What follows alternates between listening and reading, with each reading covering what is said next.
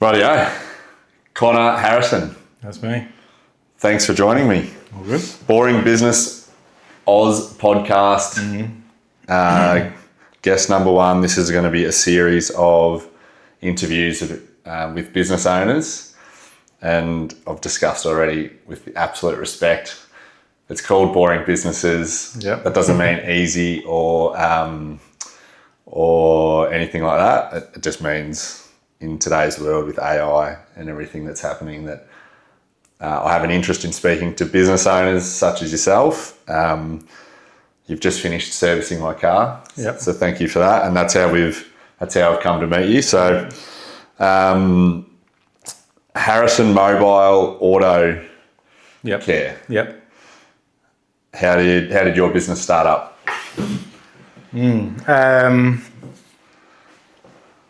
It sort of started, the idea kind of started mid last year, so maybe June, July. Yep. I've always kind of wanted to work for myself, wasn't sure what.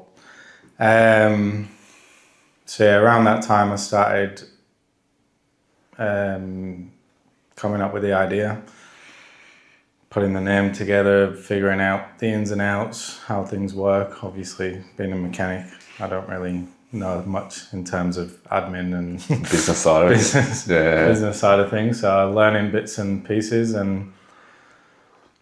but at that point I was pretty comfortable at the job I was at. I worked at a decent place. I was sort of flipping cars here and there, so was doing all right, let's say. And then by sort of October time, my second daughter was born.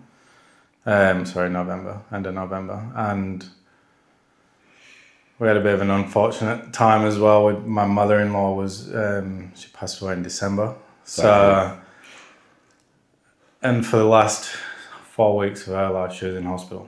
So I was trying to manage, obviously supporting the wife, new baby, my 4-year-old, as well as doing everything I could to make sure we were there at the hospital. She lives in Tully, a few hours away. Yeah. So, but obviously need to pay bills as well. So to make that work, I couldn't commit 10 to 12 hours a day at a workshop every day of the week. Yeah. And this idea had sort of been coming together pretty well. The name had sort of come up with the logo and name, and all the surface bits were there. Yeah. But yeah, the only way to do what I needed to do at that time and keep everything under control was in the little pockets I had back up in Cairns. I needed to make a little bit of money. Yeah. So that's where I just thought, I had no customer base whatsoever. I needed to advertise, but to advertise, I kind of needed to quit my job. So yeah, You couldn't. You couldn't go. You didn't want to burn the bridge with your workplace. Pretty much. So I had a little bit of a grace period I had a bit of parental leave. Yeah. So I had 4 or 5 weeks parental leave, but it only just scratched the surface of what we kind of needed. Yeah. So yeah, it was the only way I could make it work. Yeah. So I just went for it. Just jumped. Pulled the quit the job and. Did you? So you always had the urge to start a bit, like to do your own business? Yeah.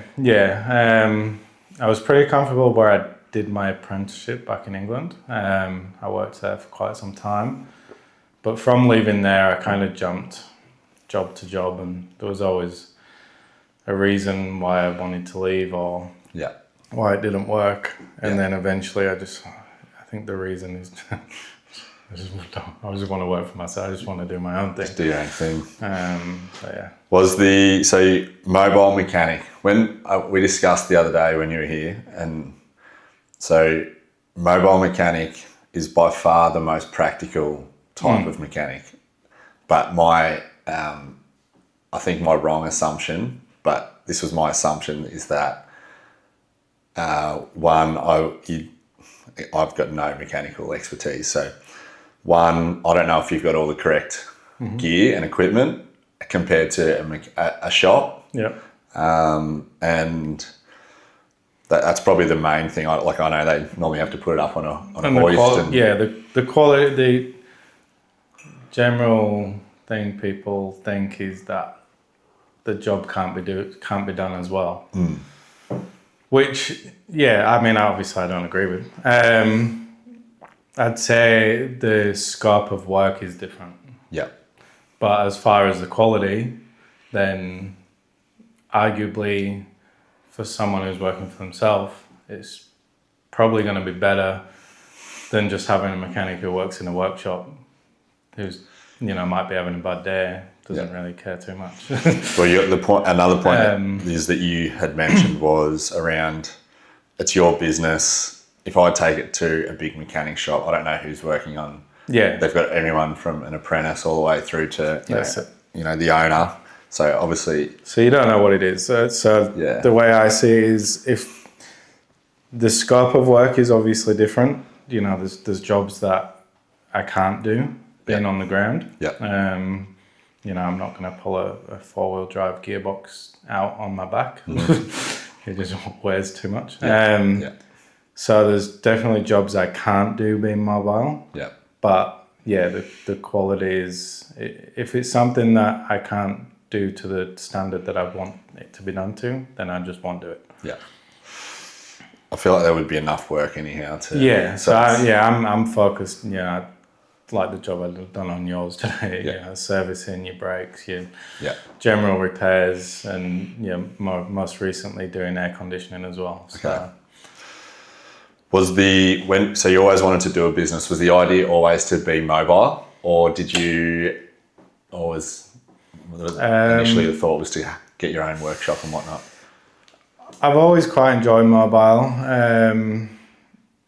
I mean, in England, I had a pretty big sort of customer base on the side. Yeah. There's cash jobs. I was pretty fortunate. The guy who trained me when I was an apprentice, he went travelling for some time, and he had a huge customer base. And when he went travelling, he sort of left everyone with me. So I was sort of ending my apprenticeship, and then I'm working, every night after work, every weekends. But it was all mobile, just out the back of my car. Right. But yeah, I always kind of enjoyed mobile, and I think it's in some ways less stress. I like being out on the road. Yeah. Traveling about, not really in the same place as such. Yeah. I had a look at your website. It seemed to focus. We're in far north Queensland here. You focus in sort of the northern beaches area mostly. Yeah. When I first started, I mean, like any business really, I'd advertised the whole of Cairns. Yeah. I was willing to travel, Port Douglas, up Tablelands, wherever. But the word of mouth in the northern beaches is going really well. Yeah. And from about 3 months ago, I only cover the northern beaches.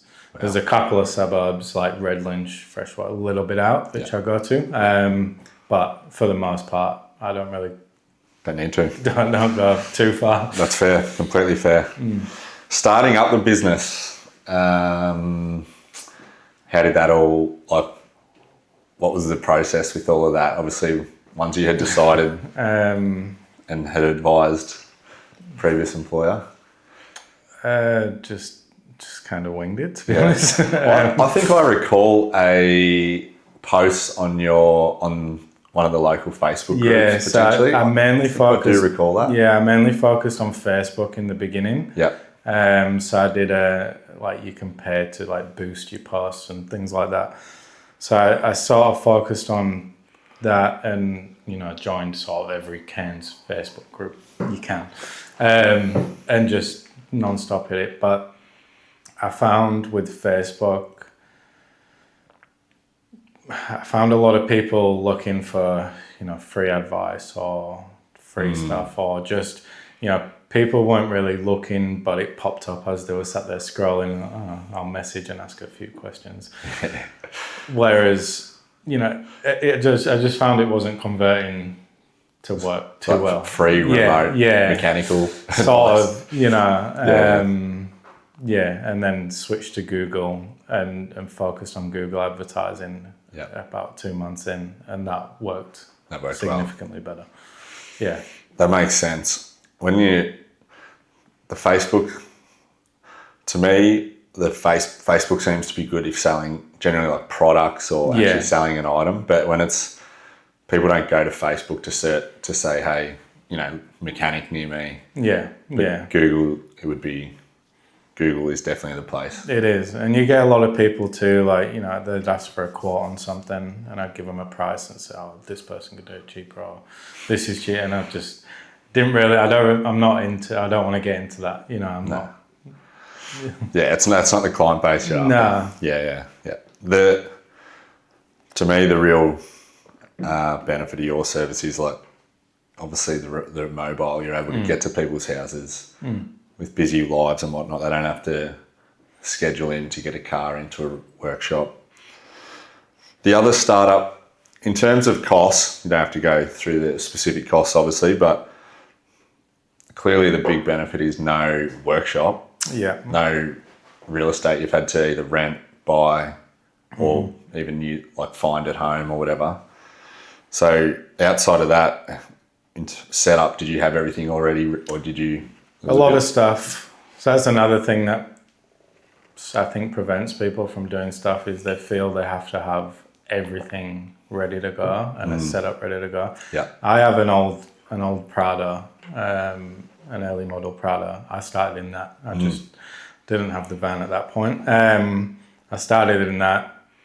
I only needed to buy at that point a new trolley jack and some stands. Obviously, all the hand tools and stuff I had anyway. Yeah. And a couple of little bits. I probably spent $500 Wow. on a bit of equipment, and then just each time I needed something, I just bought it for that job. Just bought it. And took it from the profit of that job. And so in the beginning, I was funneling a lot, obviously, back in. Yeah. But that's how I ended up set up. And then, after about 6 weeks, it picked up really quick. And then I thought, it's going to be worth getting a van. Wow. And that's when so then the van, that was the biggest outlay. I spent $7,000 on the van. But even that. But yeah, so I mean, and then things I've put in it. I've not gone overboard. The biggest investment so far has been the van. All the equipment's probably $10,000 total. Wow. And then the aircon, I've just set up aircon as well, which has been a Yeah. similar kind of investment. Yeah. But that's already, at the moment I'm booking sort of one aircon job a week, just while I get a bit used to it. But obviously where we live, You'll get it's that was a no-brainer. a natural way to go. Yeah. Well, so you've effectively, like your setup costs, you've bootstrapped it from the ground, like less than $1,000 with the current, just using your own vehicle. Yeah. And then just pumping the profits back into it to get where you are today. But you've realistically, like maybe around $20,000 to get yourself going. But I've got no debt on that either. So it's just, the van's fully set up now, fully kitted out. There's not really anything. There's little bits I do here and there, but more preference than necessity, I guess. Yeah. That's pretty crazy. And you, I guess through a couple of unfortunate things that obviously occurred late last year, but you often do hear of people having to make the jump.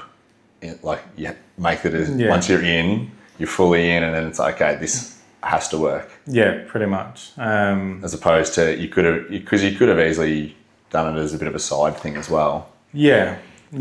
But you've got family and whatnot, so it's like time. Yeah, and I just wanted it to work anyway. Because, I think another common thing I guess people think is if you have your own business, you have to be, working all kinds of hours of the day and doing everything. And to be honest, it's given me so much flexibility. Yeah. I work less than what the hours that I did before. Yeah. Don't get me wrong, there's a lot more risk, liability. Yeah. there's a lot more later nights. Yep. You know, when everyone's in bed, I'll sit and do things. But ultimately, I'm at home significantly more than what I was before. Yeah. You can do the work, when everyone's in bed. Yeah, yeah. But the time when everyone's there, you're actually Pretty able much, to. yeah. Getting out doing the jobs is the good part. Yeah. Yeah. And I don't overload myself. I allow time for things to go wrong. Yeah. Time for mistakes to happen, things to sort out, whatever it is. Anything can happen, you know. Yeah. What are some of the biggest challenges you've probably faced so far?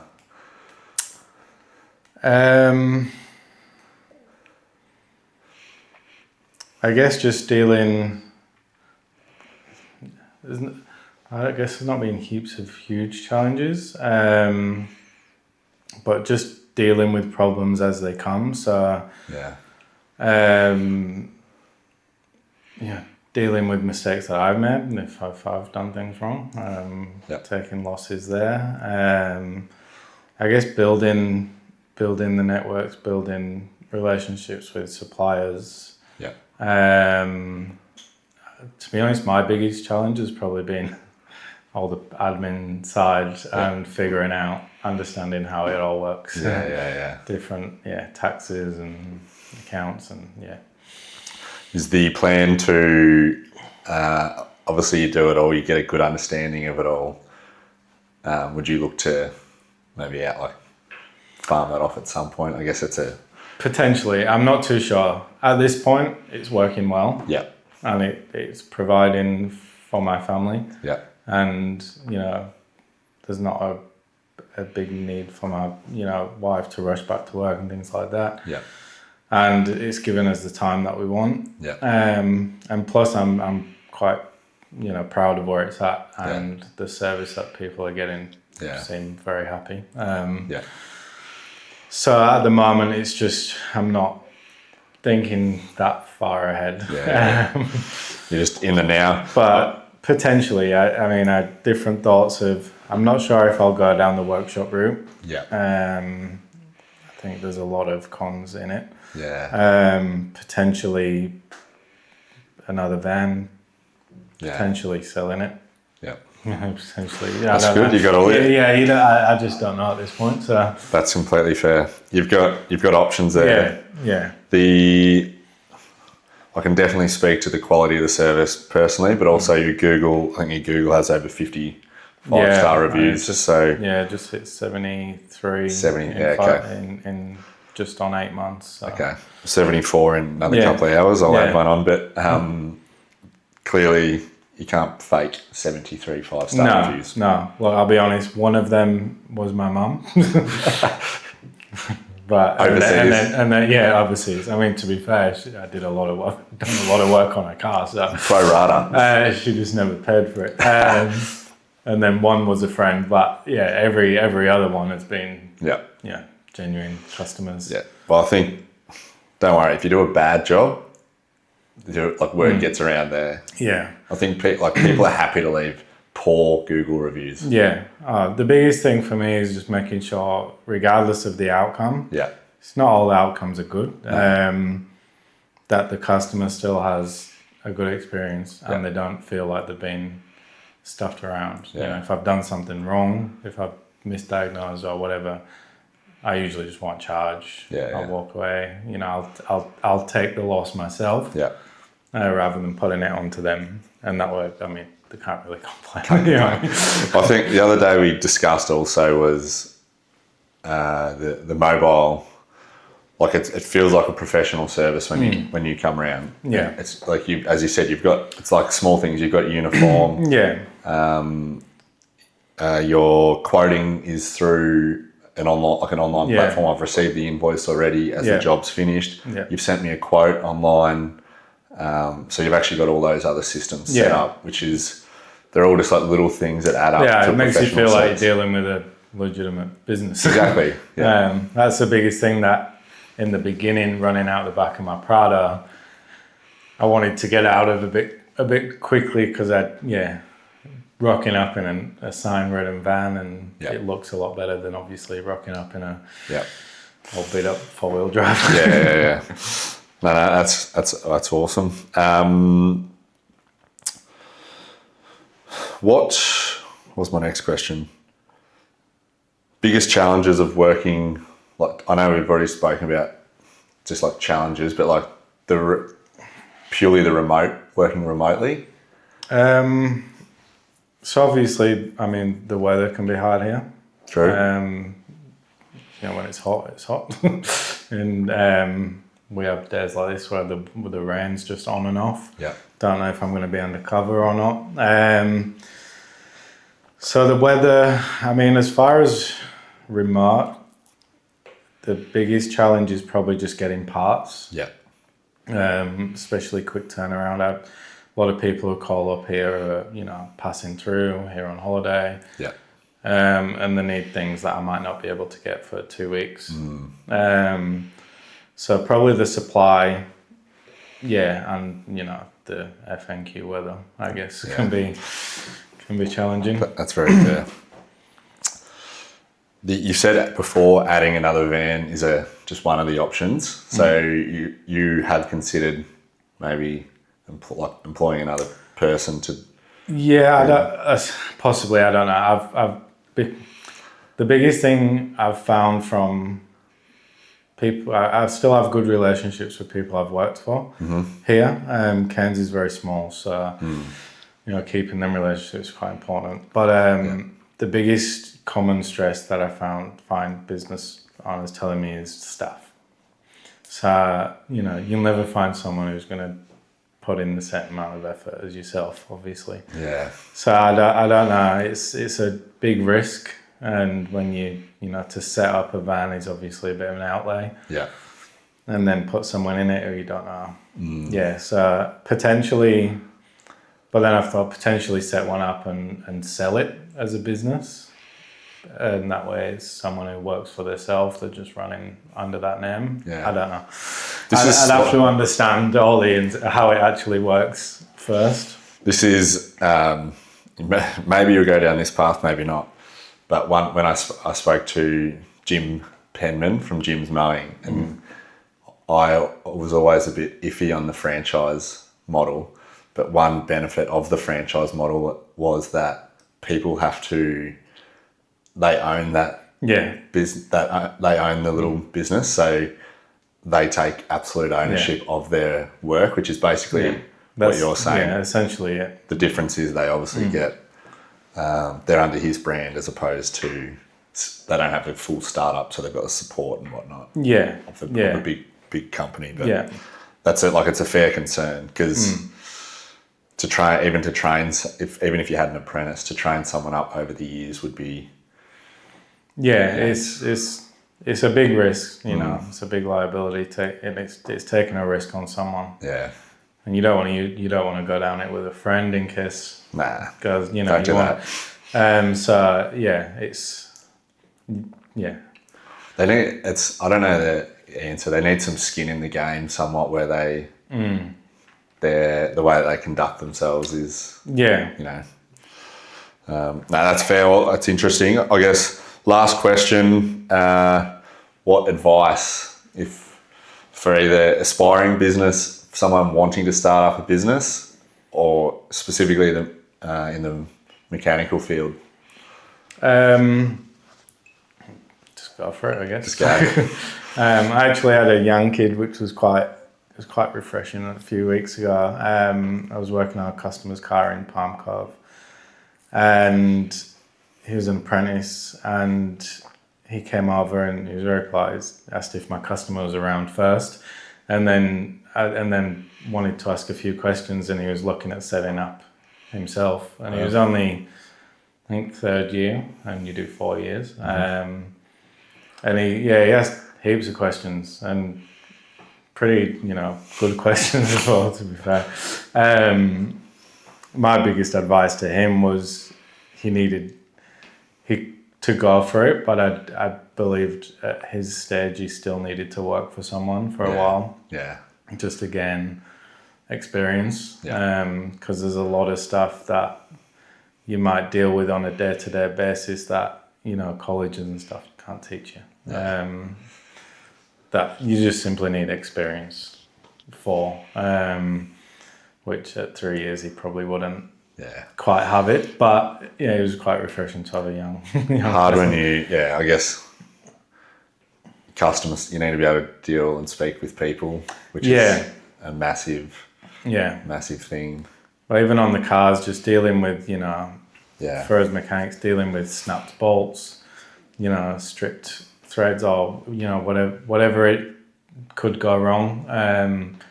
You need to have the experience to deal with it and fix it properly. Yeah. Because that's where something goes wrong, and they might try and bodge it up. Yeah. Might try and do something that is not right, basically, and then the customer eventually suffers for that. Yeah. So just having the experience in being able to fix things that go wrong. Yeah. But ultimately, I think just go for it. Just got to go for it.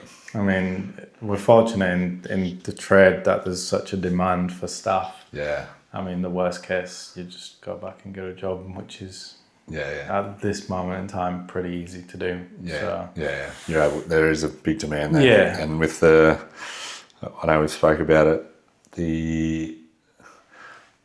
I guess AI being the big topic at the moment. I feel like mechanical work, maybe in workshop potentially. AI, I feel AI should be. There's no way you'd be able to do this, but it should be only available to the people in that profession, if you get what I mean. So I use AI a bit because there's things that I may overlook, but AI, as far as I'm aware, is designed to be agreeable. It's designed to, That's my understanding also.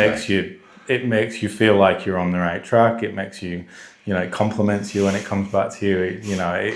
It does all these things that makes you feel, like you're on the right track. But I had a customer a few weeks ago who was down such a wrong track, and AI had essentially told him what he was. Put him down there.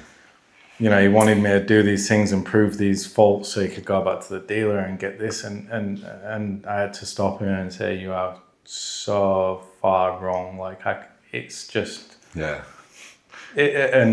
and the thing is, whatever you put into AI, and I've tested it a few times. I've purposely put things in that I know are wrong, and it comes back and it's like yes. So I think, but there's also been lots of times where I've used it and it's guided me to the answer. Yeah. But I'd say I've more guided it to give me the answer than it's guided me. So there's no doubt there's a place for it. And there definitely is. But if it was somehow limited to you can't ask it things about your car. I can, because I understand what it's saying back to me. Yeah.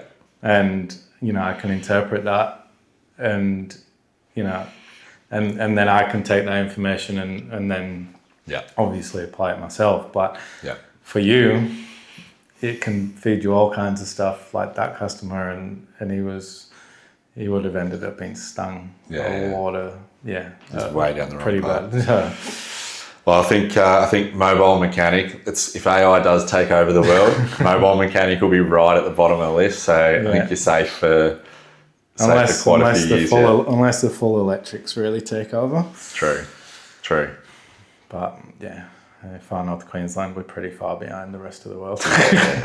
People are anti-electric vehicles up here, I believe. So I think you've still got a few years left compared to a lot of the other industries. So. Thanks for joining me, Connor. Appreciate your time. Thanks, mate. All good. Unreal.